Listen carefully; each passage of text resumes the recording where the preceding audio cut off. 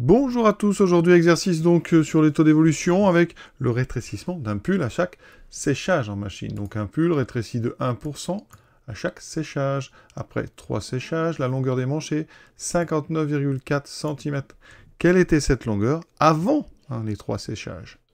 Et on arrondira bien sûr ici comme demandé au dixième. Comment va-t-on procéder? On va d'abord faire un schéma qui récapitule la situation pour la clarifier. Tout d'abord, on parle de la valeur initiale, la longueur initiale. On a ici un premier rétrécissement. Donc, il rétrécit de 1%, donc on fait moins 1%.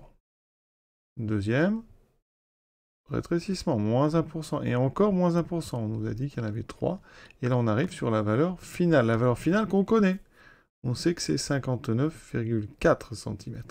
Donc maintenant, comment va-t-on procéder pour avoir la valeur initiale? Eh bien, il va falloir inverser ces baisses. Et pour inverser des baisses en pourcentage, il faut d'abord calculer le coefficient qui correspond. Coefficient qui correspond à moins 1%. Donc d'après le cours, c'est 1 moins t sur 100. Ici, t vaut 1. Donc 1 moins 1 sur 100. Ça veut dire que ça fait 1 moins 0,01. Ça fait 0,99. Autrement dit, il vous reste 99% du pull à chaque rétrécissement.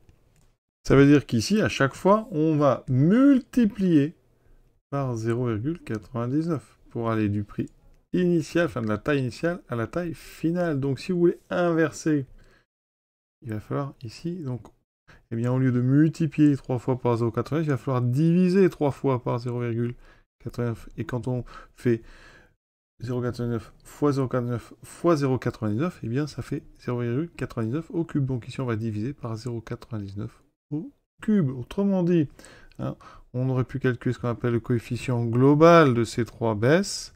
C'est donc 0,99 au cube. Et pour avoir la valeur initiale, il faut prendre donc notre valeur finale et la diviser par le coefficient global, c'est-à-dire 0,89 au cube, pour inverser ce qui s'est passé.